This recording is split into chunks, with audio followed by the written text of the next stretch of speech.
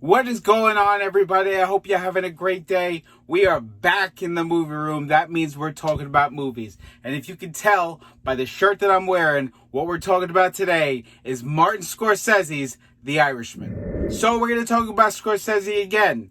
I need to talk about this movie. I just saw it. It's 3.5 hours. And I absolutely need to talk about this movie. So, what is this movie, The Irishman? It's the story about Jimmy Hoffa. But more importantly, it's Martin Scorsese's return to gangster movies. Now, this is an older gangster movie because most of the guys in the movie are a lot older. You're not really going to see the young guys like you would young Tommy DeVito in Goodfellas and young Henry Hill. You're not going to see that. I almost said Hank Hill. That's a different guy.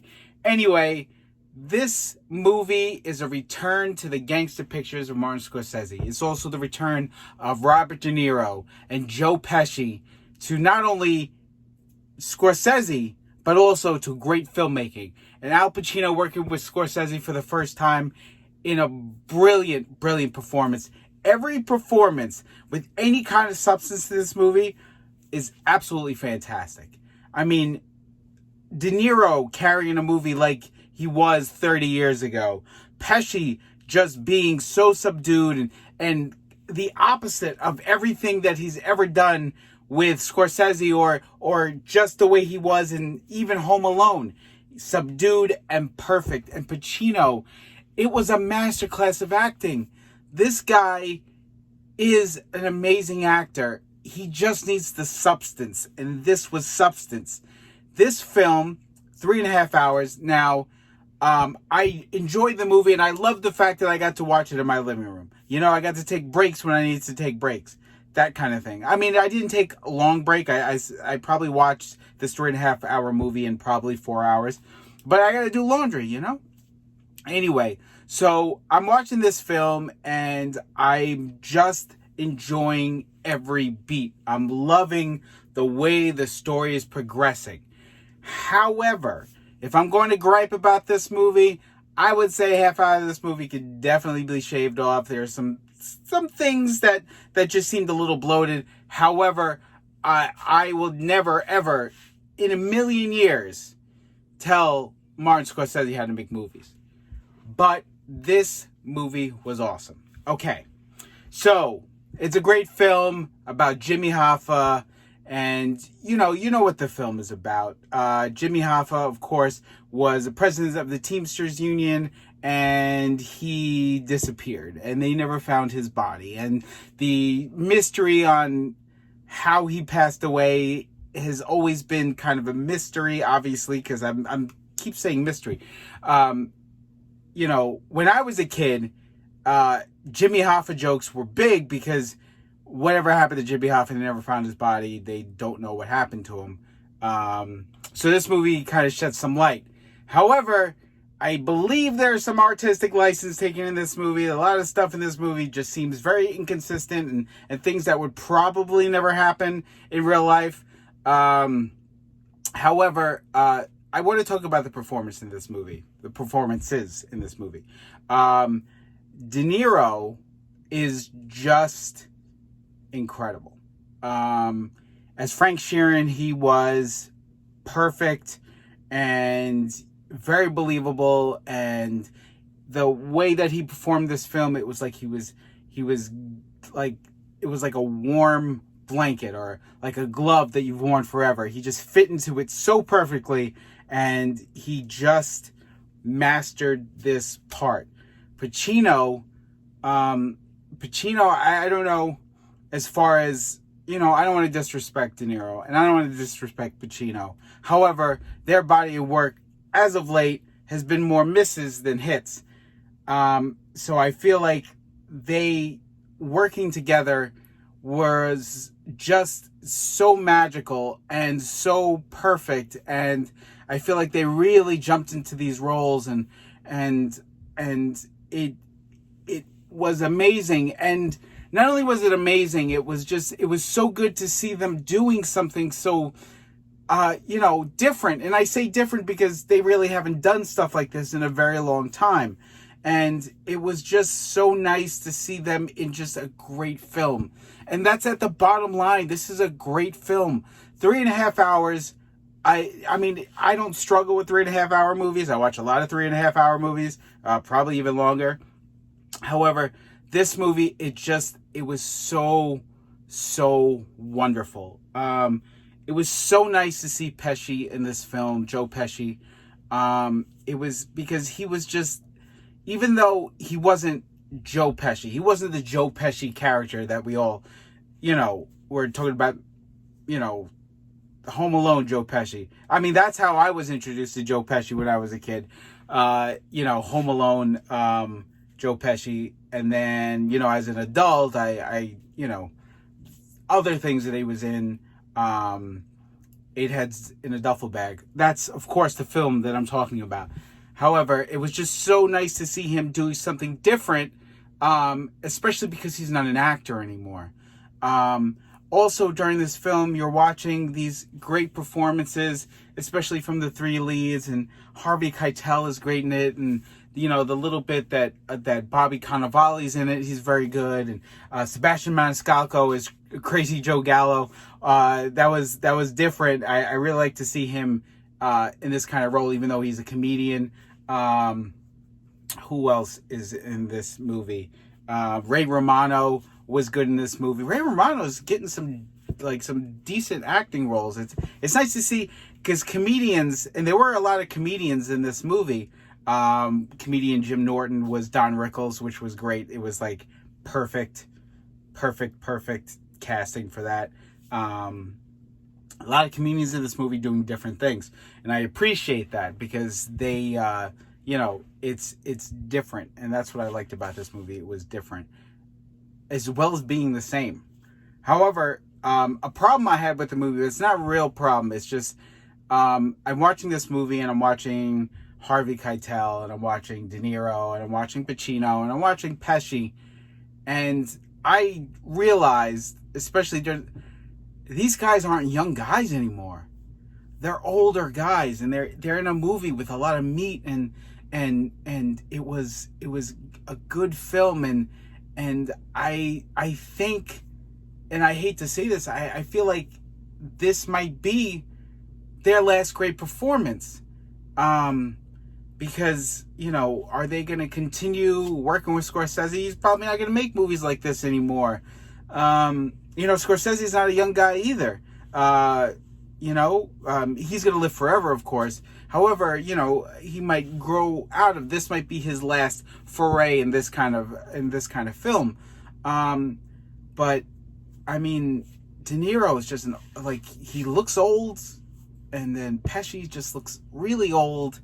And they did the anti-aging makeup, but they still even looked old in that. And that wasn't so distracting in the beginning. Everybody says in the beginning it's very off-putting, but then eventually you just kind of settle into it. And that I definitely got and understand that quite a bit. But then you just eventually get over it. That first shot of De Niro driving the truck, and you see him as a younger De Niro, you're like, oh my God, it looks like a mask almost, because it just looks so artificial. But you do settle down and kind of get used to it. Things I also had issues with, Anna Paquin, who, she's a good actress. I don't understand why, she just, for a 3.5 hour movie, you can give her more than 7 words. I think that might have spoke volumes about her character. However, that's I don't understand why she had such a little role. I expected a little bit more gravitas as far as what she was going to say to her father, Frank Sheeran, at the last scene where they, when they find out Hoffa disappeared. If I ruined this movie, I apologize. However, this is based on a true story. So if you don't know that Jimmy Hoffa disappeared and obviously presumed dead at this point, even if he, went off into some faraway country and lived in a grass hut, he'd still no longer be with us. That just expected a little bit more from her, but that's not an excuse. Maybe there's a 4-hour cut with just a lot more Anna Paquin. I don't know. It's not like it was the Anna Paquin show. It was definitely the De Niro show. Definitely. And it was Pacino almost like he was 30 years ago. You're not going to get the Pacino you got before. You're not going to get the subdued Michael Corleone from the first movie and the second one. More like the first one. Yeah, you're going to get Michael Corleone in Godfather 3, who is over the top and, that kind of thing. However, it was a little bit tuned down for this performance. But that's maybe how Jimmy Hoffa was. I never met the man. Unfortunately, I don't know if you heard he passed away. Anyway, The Irishman is a great film. Give it the time it deserves. 3.5 hours to watch Scorsese play in the world where he knows so well, using actors that he's used on many occasions, and bringing Pacino in, and just it's incredible the world that he sets up. There are some issues with inconsistencies with the truth and not getting enough backstory for the amount of time that they had. You feel like you should have got a little bit more about what Frank Sheeran was like before, or just a little bit more backstory on all the characters and stuff. Who killed who, and things that happened to people that never really happened. I'm not a historian on this. I'll have to ask my brother about this. He is a mob historian in his head. Anyway, this film is absolutely incredible, and I'm looking over here like it's over here. However, it will be, because regardless of whether or not it's on Netflix, I need that on physical, because I need to show support for one of my favorite filmmakers. I did not know what to expect going into this movie. I was never going to be down on it, because I'm just always excited to see a Martin Scorsese film. And I saw Silence, and obviously his last film, and I absolutely loved it. But this was like a treat to sit through this movie and to know that the man can still do what he needs to do and make great films. And it didn't need to be action packed. It didn't need to be super violent. It had things like that. However, the way that he weaved the story together and the way that the film flowed, even though with the bloated runtime, I hate to say that, because I did love the film. However, I did feel like it didn't need to be that long, and I don't mean to keep stressing on that, except I feel like a half hour, at least 20 minutes could be shaved off. There was a lot of extra things that just were not necessary. But I truly appreciate the fact that I got to watch a brand new Martin Scorsese film at my house. Unfortunately, I never got to the theater to see it. Maybe it's still playing around my house, but it never got to the big theaters, so I got the season pass for those, so I would have to pay for the other theater. I'm not being cheap. Maybe I should just go see it and support my my friend Martin Scorsese. And I say friend even though we've never met and we'll never meet.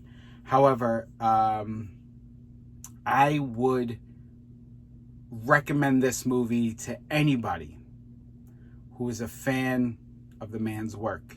If you're a fan of Scorsese, if you're a fan of De Niro, if you're a fan of Pacino, if you're a fan of Pesci, if you're a fan of great films, watch this movie. I would not recommend this movie to somebody who's just going to see Goodfellas. To be honest with you, if you're not a fan of Scorsese, but you're a fan of Goodfellas and Casino, I don't know. I don't know if this is what you're looking for. If that's what you're looking for, if you're looking for Godfather Part 6, you're not going to find that movie. However, if you're a fan of the man's complete filmography, like I am, I hold him very dear to my heart, you know? I don't think there was a better film to be made out of this story because a master crafted this movie. And that's what this film is.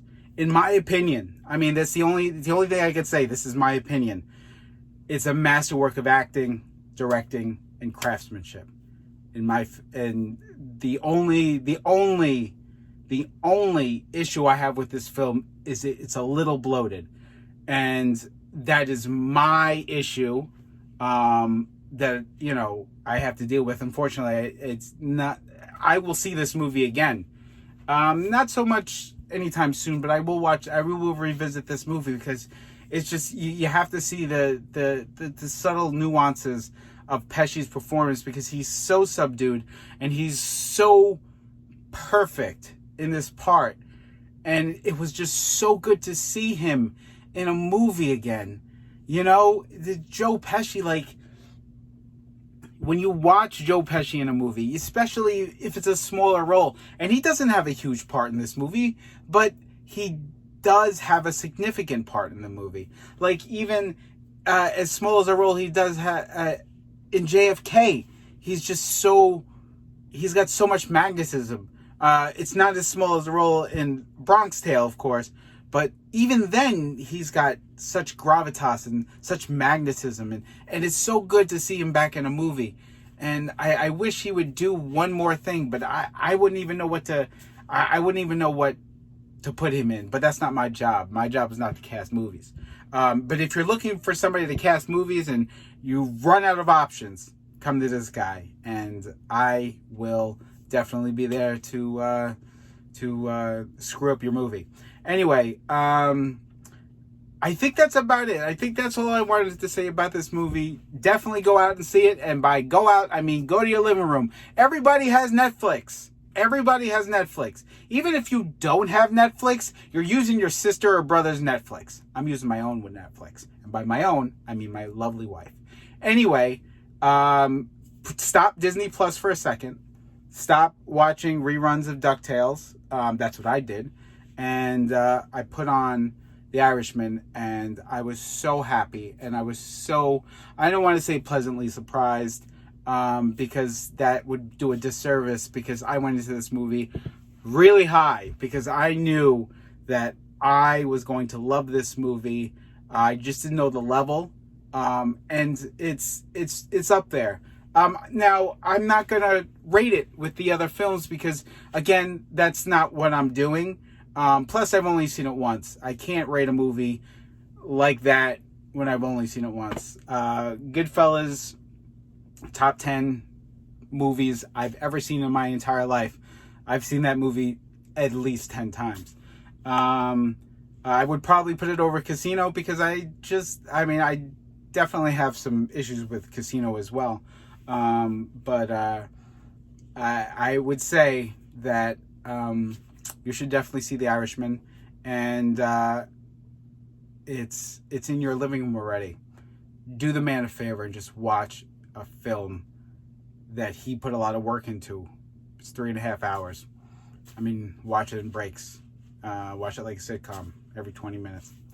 Anyway, that's all I wanted to say about The Irishman. So if you guys have any questions or want to talk about it, comment in the thing, hit the thumbs up if you like it, hit the notification bell. That's still a thing that I do. Thank you guys so much for watching. I will see you next time.